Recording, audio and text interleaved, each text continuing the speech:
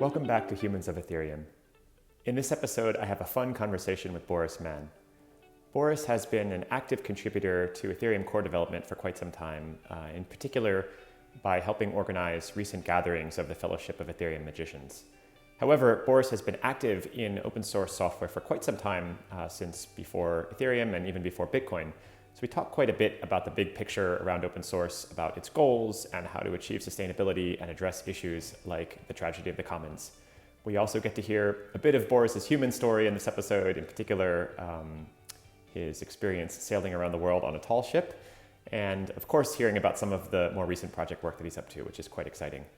Without further ado, let's kick off with episode 10 of Humans of Ethereum featuring Boris Mann. Hey Boris, how's it going? It's going well. Yourself? Excellent. So we have to pretend that we weren't just chatting before this. Yes, exactly. You are a very important human of Ethereum. Ethereum defined in the broadest possible sense, which I'm sure we'll talk a lot about. I'm really very excited and honored to be able to include you in this series of conversations. I couldn't imagine not doing that. Let's kick off with some basic background introductory stuff. Just tell us what type of human you are. Tell us about your backstory. Tell us what you were doing, prior to blockchain, Ethereum, crypto, all these things. Sure. Yeah, absolutely. Well, for starters, I'm an old human. So I've been around for a while. I'm based in Vancouver, BC, Canada. I grew up on a little island just off of Vancouver called Bowen Island. My name is Boris because I have German parents, and I very much think of myself as German Canadian, although I was born here and grew up here. There's a large German community here, so I grew up with a lot of that background. Computers, switching forward from a young childhood, I have a computer science degree, University of Victoria, stayed on the West Coast here. There's this other bit where I sailed around the world on a tall ship right after high school, but I think that's for another time. No, this is it, man. This is the human story. This is I just want to say that my favorite thing about these conversations is never what you expect. It's exactly this. It's these things that everyone has in their past, and inevitably we all have something, right? That you and I have known each other for a long time, and I had no idea that you'd sailed around the world. Tell us about that. All right. So 25 years ago, right after I graduated from high school, I went on an 11-month voyage on a tall ship. Program's called Class Afloat, and basically you go to school and work on the boat. So it's a tall ship. So don't think cruise ship. That means sails and rigging and masts and all this fun stuff, right? Meaning that you have to do a tour of duty during the day doing deck work. So you're rust picking and acid washing and painting and varnishing. You have to do sail maneuvers. So everything from lookout in the middle of the night so that you're not like running over a wooden fishing boat, to climbing the 100-foot masts and furling and unfurling the sails. So pretty incredible experience. We started in Vancouver and kind of went through the South Pacific, and then curved over into Asia and ended up in Japan on the halfway mark. Wow. Christmas in Japan, then across to Hawaii and kind of down the other direction and ended up in places like Pitcairn Island, where the mutineers for the Bounty were, or Easter Island, where the big statues are, and the Galapagos. So really that end of the trip, there was a lot of amazing places that I went to. But many of those places that I went to 25 years ago are kind of my bucket list for getting back to again, like once in my lifetime. The places that most of us ordinary humans dream of someday going, for you, it's the second time. Right, yeah. And so that I actually thought that I was going to be a marine biologist and swim with dolphins. That was the plan. Interesting. It turns out biology, and a biology undergrad, is mainly a bunch of memorization of biology and chemistry, which was not fit for me. So I ended up kind of back in computer science. I kept up computer science. It's something that I've always been interested in and tinkered with, and programmed very, very early on. So we had a TRS-90 hooked up to our television set, which is basically a keyboard with cartridges, and did basic programming to a cassette tape. I wasn't a very fast typer, so I got like my mom to type a really long one in. Just really interested in that. In university, kind of went back to that, thought computer science, and what was great about it is that we had a co-op program that let us go to different jobs, and that was really a very good fit for me. I don't think I would have made it through university if that had not been the case. And it definitely was the time when you got to like tinker with various things. So we were the first part rollout of broadband. I had a 2X CD burner and was burning MP3s. I remember those days. I was doing that in high school. So, super early days for that. I used Macs even then, and so installed Linux PowerPC CDs on my Mac.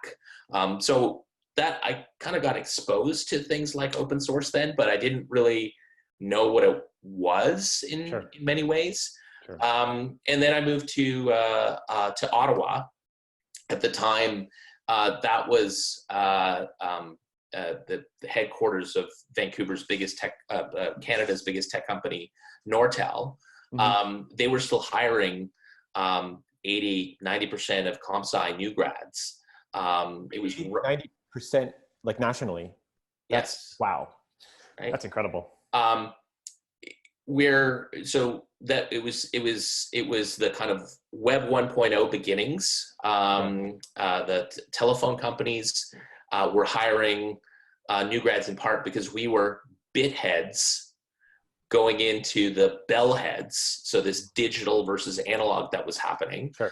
So it was right in the middle of that, and I kept tinkering at home. Ran a Linux server behind my DSL line, and my friends from university were spread to the four winds. Our parents were back home, so I started blogging.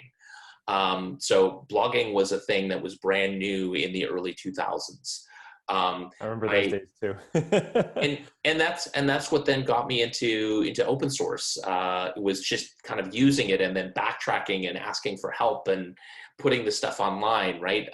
Bloggers, there was, more like thousands worldwide that were doing this thing and subscribe to each other's RSS feeds. So when you think of a tweet storm or some replies back and forth, those cycles would be more like 2 days. And they would be more, a couple of paragraphs in responses and replies. Because comment systems didn't really exist at the time, right? So even comment systems... They were crappy. They were very crappy. Even comment systems were something that kind of evolved along the way, right? So that's when I bumped into a number of open source communities. The one that kind of really stuck for me was Drupal, open source CMS built by Dries Buitart and a crew of people starting in Belgium. By the way, I'm like, theoretically, I develop and do technology, but I pretty much don't get paid to code, or I've never been. I've been more the geek that speaks in different ways. But I've just been doing it for a very long time. So at the time I was like, ooh, this CSS thing is cool. So I actually did some of the first suggestions of changes of adding CSS classes to Drupal.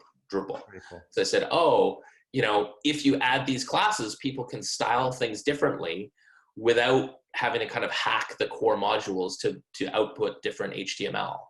And that's what got me into the open source mailing list culture, in the sense that there was one mailing list for all developers. Right. And then that's just this slippery slope of all of a sudden, next thing you know, you find yourself waking up and realizing that you have a community that spans the globe. So it was a pretty amazing time.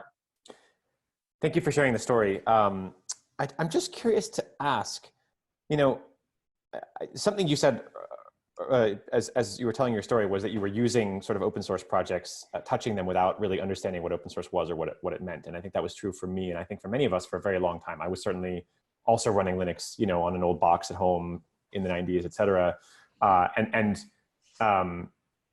I've touched a little bit some of the open source things around things like React Native and iOS application development, which I was doing, in a prior life.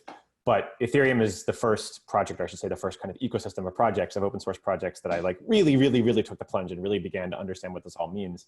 And I know why that was. It's very clear to me what it is about that community and about that project that got me so excited.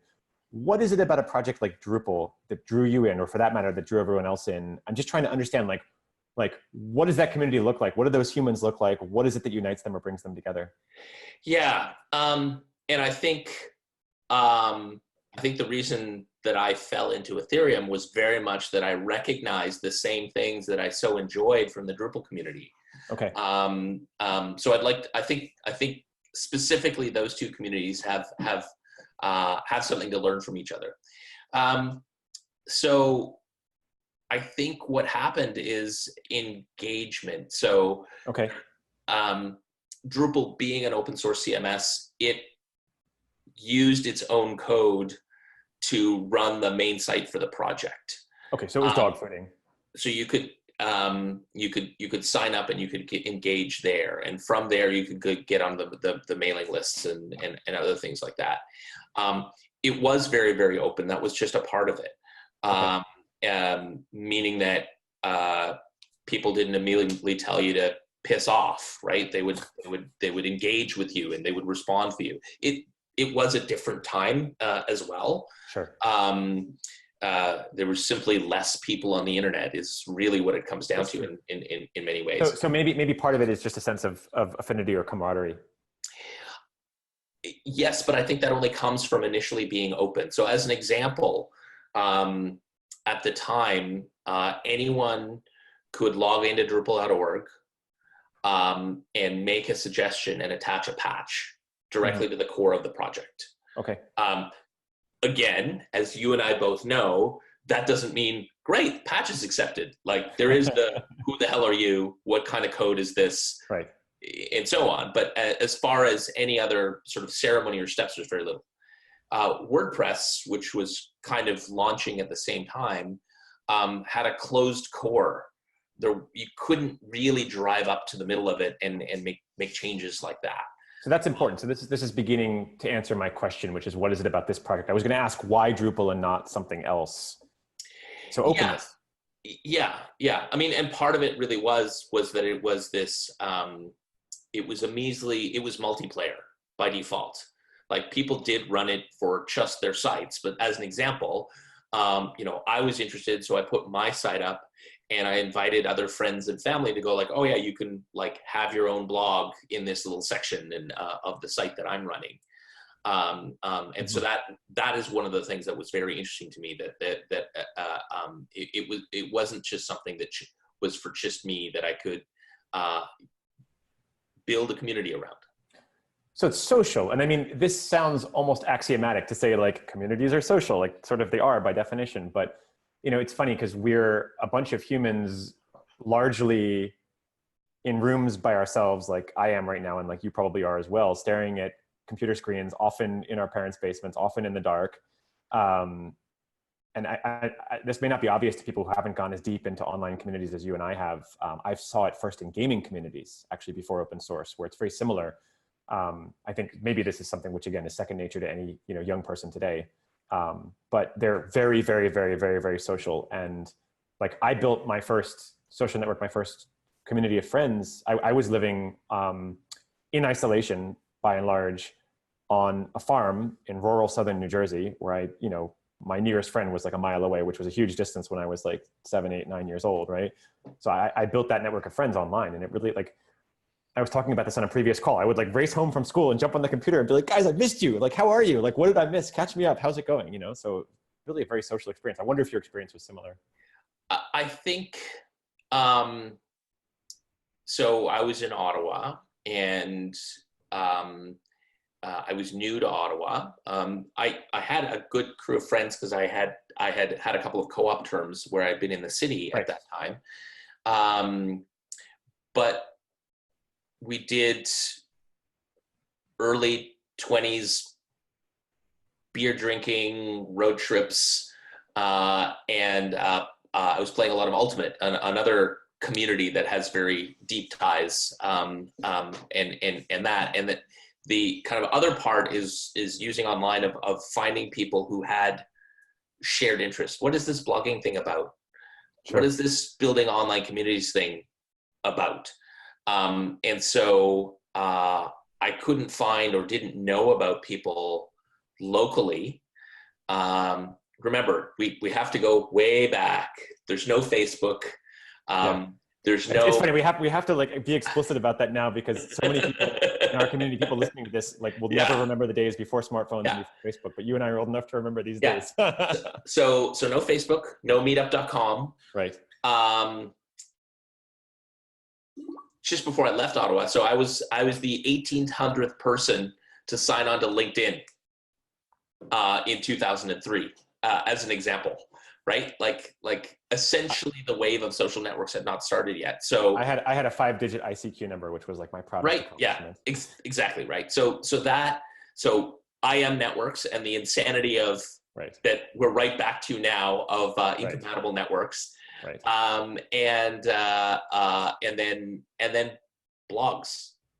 That was kind of it. Blogs and RSS. So again, for people who are not steeped in that, you literally got to know people very strongly online, which at that time was very uncommon, because you read these long posts where people talked a bit, and it was often quite personal, or their personality would definitely sort of shine. So this resonates very strongly for me. I had a live journal. I'm sure you're familiar with live journal, right? That launched in around 1999, 2000.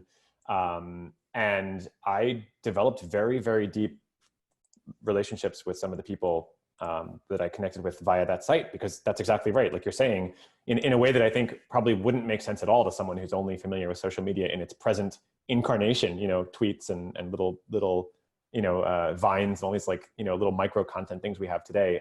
People really went very deep and sort of poured their heart and soul into these posts. Yes. So absolutely. I did as well. Yeah. And I mean, there's people around,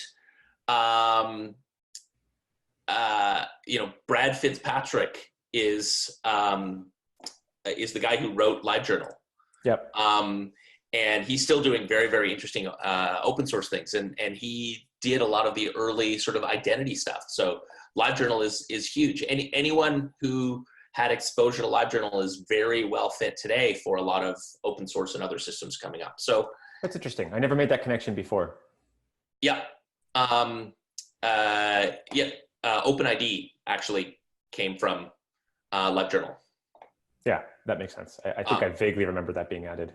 Right. And so like right now, Apple is in the midst of launching Sign In with Apple, and that's based on OpenID. So that goes back. There's a lineage there. Like, whoa, there's history.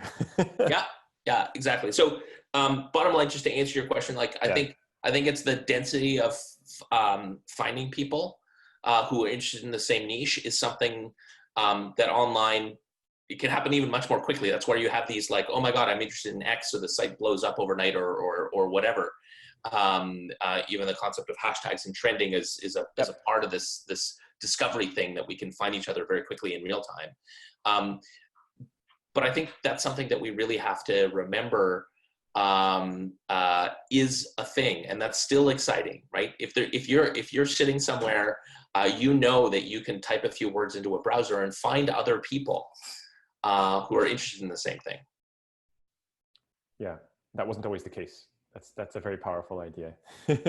Yeah. So tell us how you got into the Ethereum community. So you and I, that's how we met. Yeah. So Ethereum is something that Bob Somerville, he's now the executive director of the Ethereum Classic Cooperative. He lives here in Vancouver, and I met him through a friend of his, Karis, and Bob came by our office. We were running a small product studio at the time. And he's like, I want to tell you guys about this cool thing called Ethereum. And he spent a couple of hours walking us through what the potential was of this system. And I had been exposed to Bitcoin earlier. I always say I probably have an old hard drive somewhere with many millions of dollars worth of Bitcoin on it.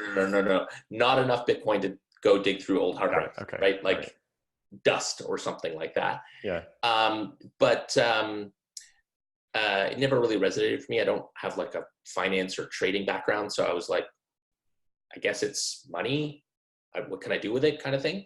And Ethereum really was, it's like, oh, it's programmable. It's a back end.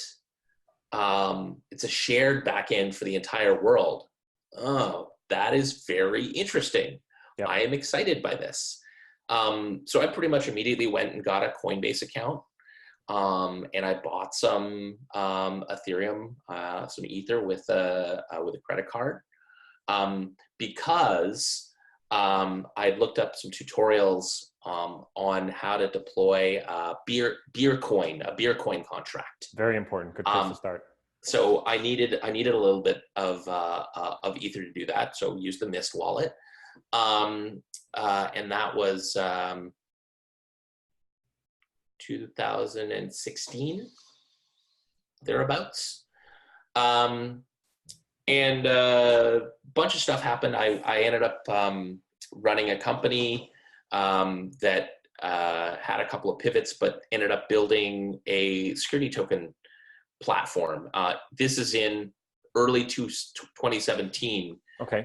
As utility tokens were kind of in full swing, but I kind of looked at this and went, hey, we can replace major parts of the financial infrastructure with this. It's programmable. There's really interesting stuff that you can do.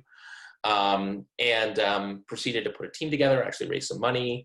And the team ended up being very kind of finance and banking focused.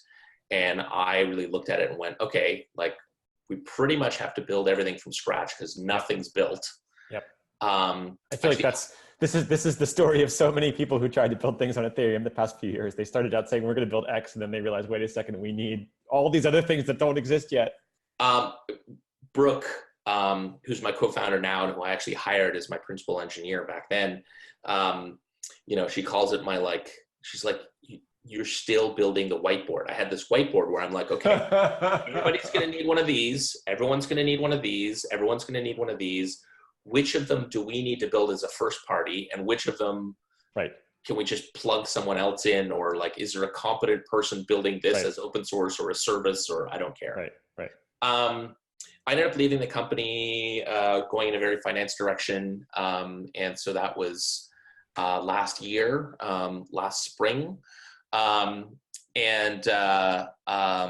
really just, needed to do a bit of a reset, and ended up going to essentially leaning into the Ethereum community more and more. Bob had pointed me at Reddit. I could never post anything. I have a 8 or 9 year old Reddit account, but I kind of was pre-Reddit, so I'm I know many people are very heavy Reddit users, and I just never stuck with me because I used other stuff before. Yeah, we've spoken about this before quite recently, and I think many people had that same experience. Kind of arriving saying, "Hey, this is cool." Someone like Bob suggests, "Hey, maybe you want to start here on Reddit." And to be clear, Reddit, the R Ethereum subreddit, was really the go-to place for the community for a long time. But as you said, there's moderation rules, and you need a certain amount of karma to post. And I think I'm also pre-Reddit. So, and then you land on crypto Twitter, which is not a good place to start. I've been a long time Twitter user, so that was good. It was part of me learning and finding people and so on. And then I found the Ethereum Magicians forum, and I could create an account and I could post. Right. So great. Here was people. There were no barriers that I could talk to. Amazing. So this goes back to openness, which we spoke about before, and I know that was the context in which we had this conversation previously. It's so important for someone arriving in this ecosystem or any ecosystem to be able to have these permissionless, open entry points, like the Fellowship of Ethereum Magicians forum, where they can just start posting and engaging in the conversation. Yeah, exactly. Right. I had made some connections over Twitter with a number of different people, and I was ranting and raving about mobile. Nothing worked on mobile, and I said it's the only thing that matters if we truly want everyone to use it. Yep. I'm like, you know what? I'm going to plan sort of a wallet unconference around EdCon in Toronto in May. As it turned out, some other people were thinking the same thing. So I ended up just attending that, and that's when I really first met like a lot of core Ethereum people. I took I took a ton of notes. I know you were kind of famous for that as well, doing live Twitter threads and so on. That was the first time that I met you. I remember, seeing you sitting in the front row of this event, like furiously typing, doing the live tweet thing, and I was like, "This guy's awesome." And and being there, meeting everyone, going out afterwards, going for a beer, getting to know people. Using Beercoin, obviously. Yeah, exactly. It was Rick Burton's balance meetup, technically, afterwards. That was that. Shout out to Rick. I remember that as well. Yeah. He was one of the people that I had kind of met and connected with and was talking to a little bit about a couple of things. And I kind of had a home base in terms of the Ethereum Magicians. And, I wrote up notes and I shared, and then people said, tell us more. Let's do more like this. And then as luck would have it, I ended up doing a sabbatical in Berlin for the summer. And I saw the plans that there was, planning on doing an Ethereum Magicians Council in Berlin. And I said, I'm going to be in Berlin. I'll help out, like, no problem. And that, I think, for me, I really count like May 2018, the Wallet Conference and signing on to Ethereum Magicians as the like day zero for me. Got it. So, very flattered when you're like, "Oh, Boris, I have to cover you in Humans of Ethereum." And I think back and I'm like, it's a year. I mean, right? But a crypto year, right? Yeah. So. That's a lot of time in human years. I mean, I would say my day zero, I'm just going to say that it was DevCon 3, which was October 2017. So I'm not even at 2 years yet. Yeah. But it's a lot in crypto years. Yeah. Cool. Exactly.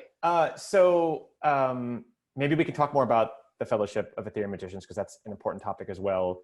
But I do want to get caught up to the present. So tell us what you're working on now and how that happened. Sure, absolutely. So during the summer, Brooke, who I'd worked with at my previous company, she came through Berlin as well, and we chatted, and we kind of said, like, I think we want to work on this stuff. So when we both got back to Vancouver, we said, okay, let's see if we can get some funding, look for some bounties, look for some grants. When you say this stuff, like what stuff? Core Ethereum is what it comes down to. Brooke had written a couple of ERCs. Okay. We had the whiteboards in our mind of all of this open source components that needed to get built. Sure. And we were both jazzed by the energy of the community. So we're like, how do we make this our day job? Yep. And there were a number of different channels that said, apply and you can get a little bit of grant funding. And we're like, let's try it. Let's maybe do some consulting. Let's see how this goes. And so we did that. And as luck would have it, we very quickly actually got accepted to the Consensus Tachyon program. Cool. And in their open source grant track. And so that's kind of the whirlwind there. So we've kind of spent since September of last year, so 9 months-ish, essentially working on that grant and furthering a work on the various standards that we've written, and really going deeper and deeper into core Ethereum and Ethereum virtual machine work, and Brooke becoming a core developer with her virtual machine experience. Yep. And then in the last couple of months, we basically came to the end of our funding and our volunteer work that we had done all along the way. We had the grant, but we were choosing to volunteer on the open source core Ethereum stack. And it was clear that we weren't going to get funding, working group funding, for the EVM work that we were most passionate about. And from that experience, we said, you know what? The whiteboard is still there. The whiteboard still exists. Yeah. And we're still passionate about working about open source. We want to have developers as customers. Brooke is a very accomplished programmer and speaks at a lot of programming developer conferences and really spends a lot of time leveling herself up. Mm-hmm. And I had done a number of developer things, developer relations and kind of building community. And I said, yes, let's do this. And so we created Fission. And Fission is using tools from the decentralized web, like Ethereum, like IPFS, like decentralized identity and SSIs and other things like that. Sorry, what is SSI? Self-sovereign identity. Okay. Yeah. Try to avoid acronyms when. Exactly. And we really think that these are building blocks that are hugely important, not for Web3 developers, but for all developers. So Fission is an opinionated serverless framework that takes the best of the decentralized web and uses it to create a better developer experience for all developers. That's really cool. And that's that aspect of what you're doing, I think, to the best of my knowledge, is quite unique, right? Taking the best of Web3 to improve the developer experience on Web 2. Maybe we could go just one step deeper into this. Help paint a picture for me, I'm a Web 2 developer. I'm building, an app to share cat photos. Yeah. How would I use the Fission tools to make my developer experience? That's actually a great example, even without talking about it ahead of time. So,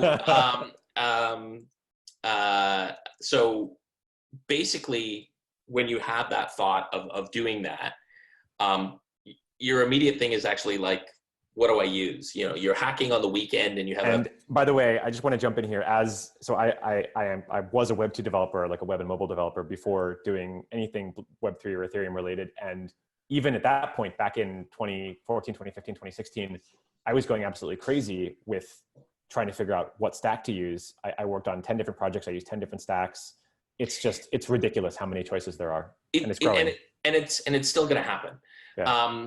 And so our pitch really is great. Awesome. So picking a stack is still something that you have to do today. Yeah. Unfortunately, the next thing they have to do after you picked a stack, so you've got this app running, Lane, you excitedly show it to me on your laptop as we're hacking in a corner somewhere. And you're like, check it out, right? We've got really great tools of live reloading and everything's running on your laptop, and doesn't matter whether it's a Linux laptop or a Windows laptop or a Mac laptop. You can really nice developer experience for running stuff locally.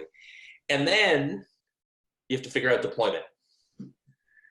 Am I an Amazon expert? No, right? There's a whole bunch of different things, and DevOps as an entire thing has only gotten harder. So where I'm running the backend, where my code is running, where my files are being stored, who's hosting my identity, all the things. Not even that, but the fact of okay, maybe you have a whole system running locally on your laptop, but you have to redo it again. Exactly. And maybe local development is totally different than production. Yep. So what we want to do with Fission is we think that this concept of decentralized web can go all the way too. So you're literally hosting from your laptop, and that hosting kind of goes away. So one of the phrases we're using is hostless. I like that. We saw someone else recently write an article where they use the term deployless. Anybody who's done modern software development starts looking at this continuous integration, continuous testing pipelines of various things and so on. You're like, that's complicated, and you need dedicated DevOps engineers. Sure. What would it look like if you developed a framework that you could use locally that had components like portable identity, that had storage, that had databases, where because that they were built by decentralized web tools underneath, that there was no real hosting process. You just decided to potentially have some peers, or pinning as it's sometimes called in IPFS, right, who kept things online when you closed your laptop. Right. But you don't care about the decentralized part. You care about the part that it's easy and awesome, and that instead of you having to show me your cats on your laptop, you just typed in, Lane's cats dot services into a Web 2 browser, and it worked. And so we're going to look at integrating that and make that really easy. And so our pitch is going to be use Fission to power the stacks that you already have, or adopt our all-in-one framework, serverless framework, if you do want to pick a new stack and start from scratch that has this stuff tightly integrated.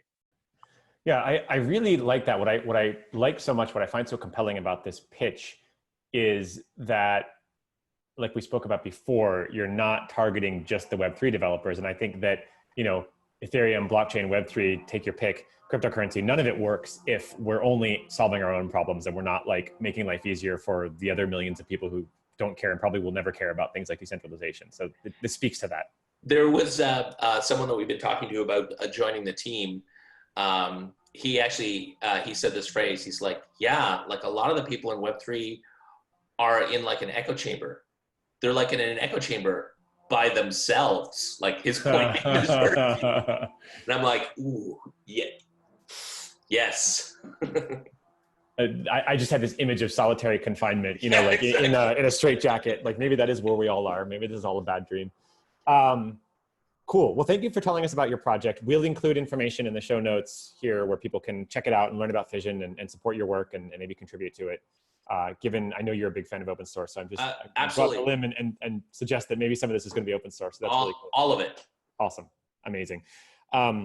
One piece of what you spoke about, I do want to drill into a little bit. I know this is something that you and I both have a lot to say, and that's just funding. I want to know like what has and has not worked for you for funding your work, maybe both.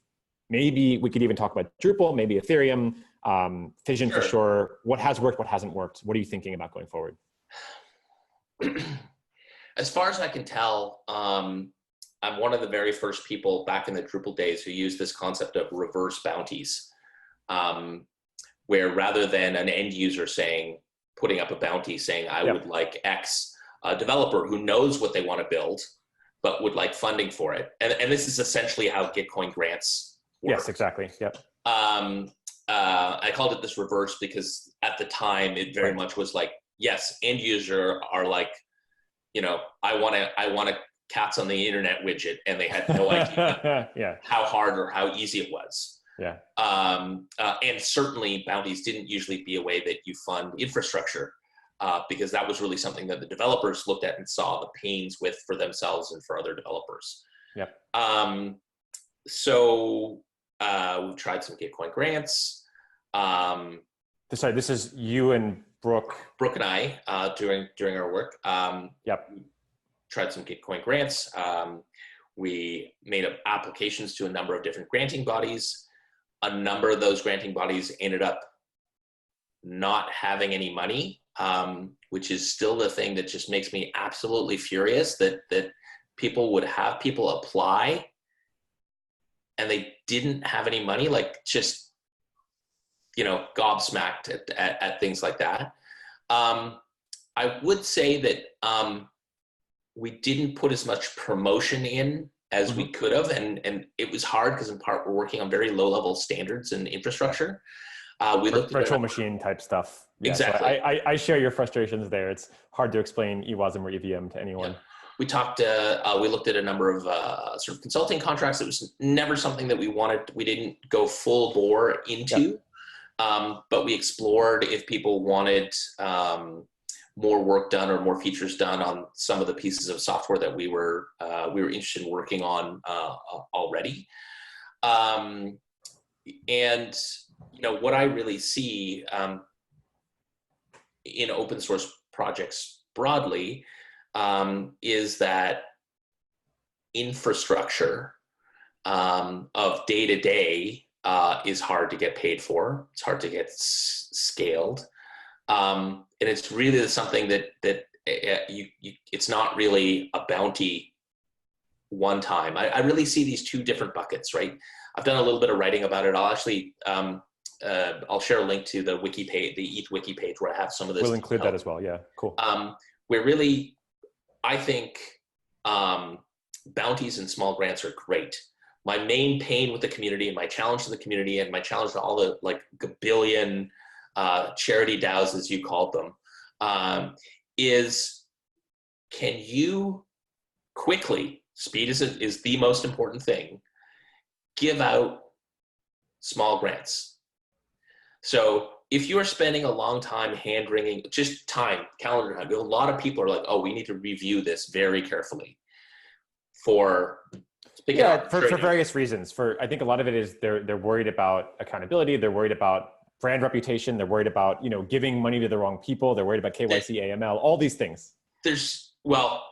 No, they're not worried about KYC AML because that's before that period. That's an operations task as part of giving the money out, right? Let's say $5,000. Sure. Right? How do you give that quickly and efficiently, right? No one in the world has actually figured this out. That's not true. I want to give another shout out to Richard Burton because he was giving out $5,000 grants same day to prove that it could be done. I don't think he gave many of these out, but so the number of them matter. It's kind of like for sure. Brewster's Millions, the movie where the guy had to spend like 30 million or whatever in a week. Where can you take 500K and deploy it in a very short period of time, right? And then the other part is that long-term funding. We need one human or two humans or three humans working on testing infrastructure or coordination, like really anything. And this needs to take, this always needs to get done. Or someone needs to do research. And you know what? I can't give you a detailed roadmap. I can give you outcomes and I can even talk to you about it along the way. But the person needs to have the brain width, the comfort to be like, okay, I can go heads down on this problem for 6 months or a year, knowing that I've got that time frame to do it, which you just can't get done on a bounty by bounty process. Definitely. So, from the Drupal times, what ended up happening is I was involved in helping set up the first Drupal association. Dries Buytaert, the founder of the project, based in Belgium, and really what was determined was this association's job is to support the infrastructure of the project. It has no standing for the technical direction of the project. But it keeps the home base, it keeps Drupal.org up and running, maintained. Yes, it adds perhaps some few features to it and so on. And it helps out with the liability and other things like that of running events that happen. We got a bunch of traffic and the servers fell over. So we had to immediately try and get a bunch of money donated to try and get servers up and running again. This is before cloud. Those sorts of tasks, right? So and that was a particular role and it was a particular time. And even things like Dries retained the trademark, but essentially loaned it to the association to kind of take care of it. So there's a very interesting time and a very unique, and if you follow any other projects, all early and still existing open source projects have their own paths of uniqueness that they get there, right? But that was roughly the shape of it. Got it. Okay, so first follow-up question is, the obvious question is, you suggested before that this didn't work, right? You guys tried a bunch of different stuff. You tried applying for grants, et cetera, in Ethereum. So kind of what's the end of that story? And then what are you planning to do for Fission? I'm assuming it's going to be something different. Yeah. So, I mean, the end of that story really is that the bulk of money in the Ethereum ecosystem is sitting in the coffers of the Ethereum Foundation. The Ethereum Foundation is not currently choosing to be well-structured, to be a really great community supporter. There's some conflicts there even where there's some people who are paid full-time to work on code, so that competes with people who are writing code and clients outside the foundation. That's already awkward. I agree. There's some tension there. We've talked about that in the past. Right? Yeah.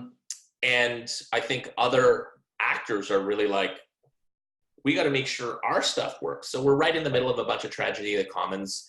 I think Ethereum is growing up as an open source project and it has outgrown the Ethereum Foundation in a very healthy way.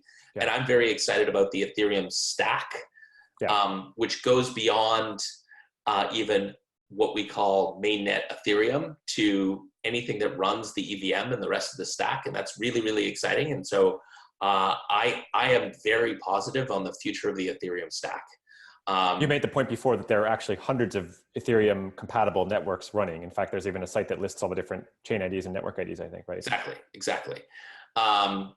Hundreds if you include the various enterprise private chains and so on.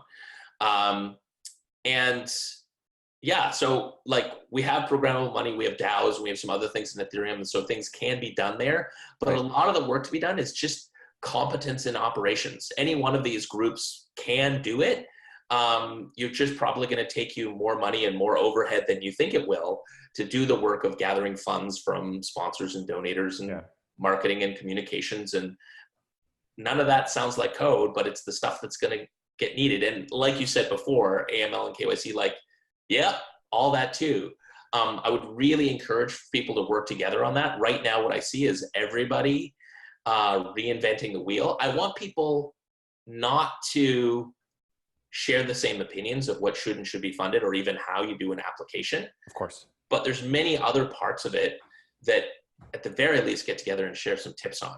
Yeah. And I don't see that happening right now. It turns out that like managing and giving out money is actually not the easiest thing to do. And governance of that process is hard. And we've seen projects like ECF, which set out to address a lot of these issues perceived on the part of EF and other organizations and fell victim to a lot of the same problems. So that's good advice. I really hope that folks in the ecosystem heed that advice. But you guys, my understanding is you're running Fission as a for-profit company, right? We are running Fission as a for-profit company, yeah. So our intent is that the majority of the code, all the code, is in fact going to be open source.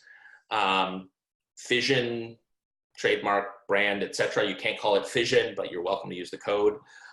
We really see the dynamic is that there's going to be a long tail of people that want to use some of our services. You're free to use all the open source framework stuff. Right. And the people who want to pay us can. A phrase that we're working with is we think that things like today's cloud providers naturally lead towards scale and centralization and a certain level of opaqueness and lack of accountability. In many ways, we want Fission to be a constellation provider that speaks to, that it's distributed and connects and federates to other people. So I'll have more to say about that soon, but I want to have that in people's minds.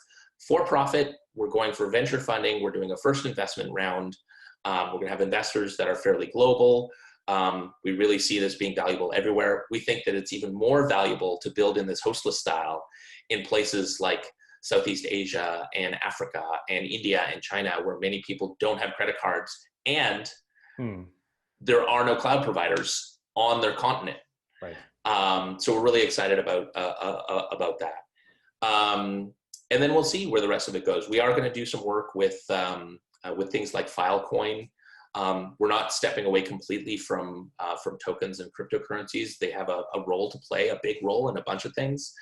Brooke's going to carry on her work in the Fission status codes that she standardized. It's working its way into the Viper smart contract language. And one of the things on Brooke's plate is thinking about what smart contracts as a service looks like, where rather than redeploying smart contracts to this shared global chain we have, what if we could just reuse ones that were well vetted? So excited and seeing where that goes as well. Cool. I have 1,000 questions about it, and there's so many different directions we could go. We're running a little short on time, but hopefully when that project is more well formed, you can come back and we can go into much more depth about Fission, because there's a lot of exciting avenues to explore there. I have to ask the follow-up question though. So yes, one option is we can take everything private, and there are many people in the Ethereum and broader blockchain community, open source community, who would probably like to see that and would say that's the way to go. But the question I want to ask is, from your perspective, is there hope for, for public goods funding, for charity, for some form, something, taxation, whatever it might look like, to fund the types of work that you were doing before? So, and what might that look like if there is hope? Yeah, I firmly believe that blockchains, cryptocurrencies, distributed ledgers are a new thing in the world. Lots of people from an open source background are have a hate on for it. And I think part of it is sort of some of the finance culture that's come along with cryptocurrency. Yep. But I think I'm excited by again, it's decentralized, but it's logically centralized. It's one thing that everyone in the entire world on one internet shares, and that's really exciting. There's things that you can only do in that way that really sits as a foundation under everything that gets built on top of it. I think that I'm excited about blockchains in part because we can run those experiments. It doesn't look like they're going to happen on mainnet Ethereum. That's okay. It turns out that we can run these experiments in lots of different ways. We see other things like Zcash or Decred that have really, really interesting systems where the funding and bounty and systems are baked much closer directly into the protocol. Absolutely. Amazing. That's fantastic, right? I asked Zuko for advice once on this, on how do we add this to Ethereum, and he kind of shook his head and said, "I don't know. You gotta just start with it, like we did at Zcash." Yeah. And I think that's it. The starting point of some of these things really often determine the outcome, and that it can be hard to do it afterwards. So I'm super excited by that. I'm super excited again by the infrastructure that we have that is programmable, right? We literally every week have new things. So this pool together, this no lose lottery that everybody gets interest from, or there's interest that's pooled. That was built actually by a couple of guys here in Vancouver, Chuck and Brendan. We keep having more tools, so I'm very hopeful. The other part again is the marketing and promotion, and the other parts of it, we just have to do them. Open source of yore has not had these things, right? Not only that, but in 2019, what I'm seeing and what I'm spending time on is that I believe open source itself is being shaken up. The cloud providers that I talked about before are taking open source projects, making a ton of money on them, and are not necessarily giving back. We've seen this story, and we've seen it in Web 2, so it's not just on blockchains. So the tragedy of the commons is a real thing, for sure. So a lot of people for the first time in like 15 years, 20 years are talking about maybe we need new open source licenses. So just like cryptographic innovation is the basis of all of the other things that are built on top of blockchains, the legal innovation of open licenses is what all of open source is built on. Definitely. And if you start attacking the base layer, just like if we invent some new cryptography, it opens up new possibilities. There are a lot of people who have been around for a while who think it's just fine. I go back to being one of those old dudes. And in the same way that you talked about, like, maybe we need to try new things, I want to leave room for young people of today to go, like, what is the open source license of 2019 that maybe makes a different agreement? Yeah, there have been some interesting proposals. Luke on the Aragon team has an interesting one that involves something that resembles like a Harburger tax. I think there's some really, really kind of fun ideas, and I'm excited to see this experimentation happen as well. I'm also hopeful. I know we're coming down to the wire here, so let's move into a rapid fire round. I have just a few final questions I want to get your take on. The first one is, what is Ethereum to you, or what does Ethereum stand for to you? I kind of talked about this before. For me, Ethereum is a set of standards. It's an open source project. It's a compatible set of systems that make up the Ethereum stack that you can mix and match because it's standards first. It's all of the code that sits on top of it, multiple clients, multiple deployment platforms, multiple programming languages for smart contracts. We have all this amazing, the people are huge. In the Drupal community, one of the rallying cries was come for the code, stay for the community. Ethereum is one of the only other communities where I've seen that huge amount of things happen, and we have to keep that going. And you know what? It works on everyone. If you think about like enterprise as being very suits and everything like that, in the Drupal community, people from enterprise showed up. And in some cases, the people who were tasked with building stuff for their company, you know, you'd find them 2 years later being like, yeah, I shipped that for the company. And then I quit my job and I joined, I joined a Drupal company. We have those people too. Right. And I think that's very, very exciting. It's important. So you probably want something a little less fuzzy, right? I think that it's a global network that we can use for scarcity of identities, scarcity of payment, scarcity of compute in the form of smart contracts, Sure. and upcoming other things as well. And so I'm really excited about having this shared infrastructure that we can build things that can be composed and interconnect with each other as humans. I like that. I like that you added humans. The first thing you said about come for the code, stay for the people. I was going to say we have a lot of great humans in this community. Awesome. Okay. Next question is so for those humans, for the new arrivals in our community, what advice do you have for people who are just arriving in our community? Do work. There are many fun threads that you can get into on crypto Twitter. Someone has to go to a forum or a wiki page or a GitHub issue and write it down. That's doing work. Definitely. Talking on Twitter is not doing work. And then if someone leaves a comment, you need to respond to it. And then you need to check on those GitHub issues the next week and see if they're there. I'm saying very specifically GitHub issues. If you're more comfortable, I could say Trello Kanban boards. Sure. There's a lot of work about making things accessible. If you really want to get into the community, you can have the most impact at the very lowest layers of being a human who uses some of the tools that just coders do, but be better at communications and be better at just attention to detail and, showing up week after week.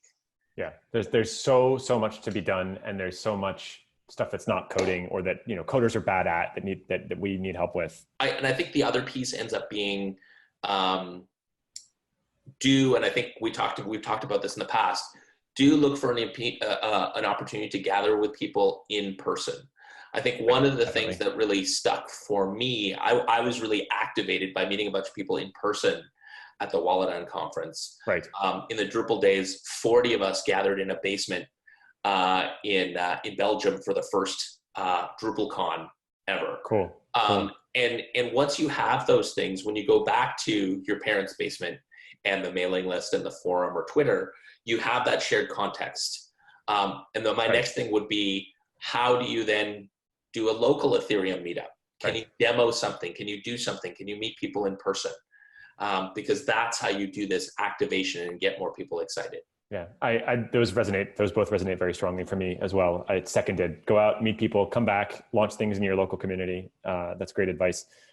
Give us an example of one other person or project or team that you think is doing important work that's underappreciated. Wallet Connect! Okay, that's a good one. Pedro, shout out to Pedro. Pedro Gomez, he is Portuguese from the little island of Madeira. He was in our cohort at the Tachyon program, also got an open source grant. Wallet Connect is a hugely important project that connects mobile to those desktop web apps in interesting ways. He's pretty much been working on it just himself. Yep.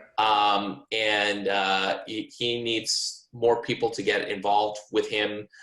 He's now going across layers, across chains, passionate about standards and interoperability.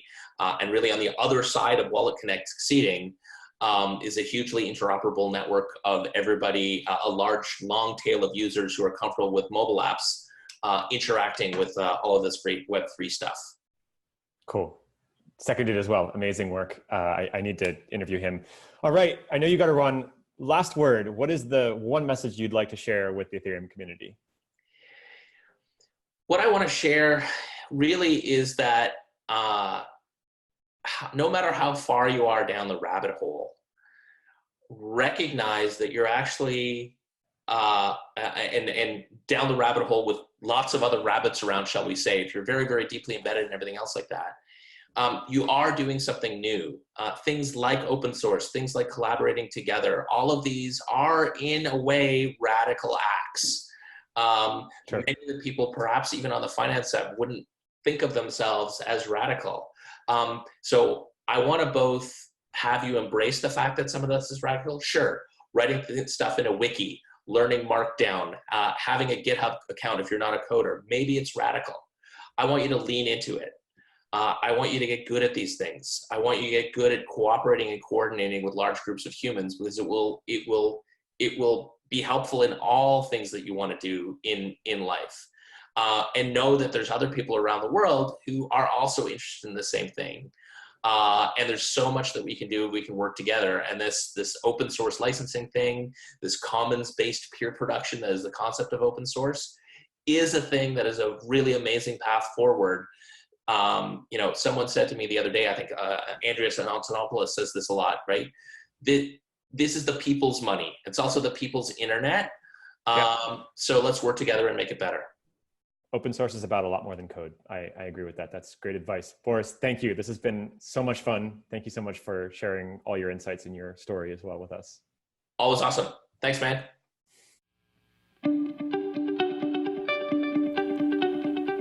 Thanks for listening. I hope you enjoyed this episode as much as I enjoyed speaking to Boris. Tune in again next week for a fun conversation with the one and only Hudson Jameson. Hudson, of course, is one of the most central and most well-known and respected figures in the Ethereum community. He has been a member of the Ethereum Foundation for quite some time. He chairs the bi-weekly All Core Devs calls, and in that role, he serves as something of a linchpin and a liaison between the core dev community and the Ethereum Foundation on the one hand, and the broader community on the other hand. His name and his face should be very familiar to you from various social media channels, including Twitter and Reddit. Hudson has a very broad and interesting and deep and long-term perspective on all things Ethereum, so we talk quite a bit about the community and funding and a bunch of other important topics. Make sure not to miss that episode, it's great. As always, this show is 100% volunteer produced and funded, so if you're interested in getting involved and contributing time or money, there's information here in the show notes on how to do that. Thanks for listening, and I'll see you back here in a few days.